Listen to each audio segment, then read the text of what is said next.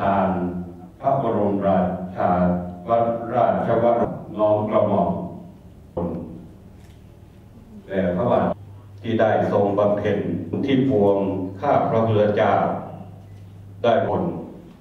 แด่พระบาทสมเด็จพระราชินีนาถให้จักรีและพระสงฆ์นิกรชาวไทยเพื่อเจริญด้วยอายุกับร้อยวิปติปฏิภาหายะ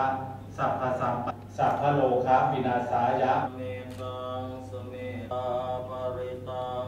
พนาเคกาเมจรูเปจริสิกขารตเตนจันตเรนอิเประเทมาคามุนิวะวัจนังสัพพุธรรมะสังธรรมะสวนาตา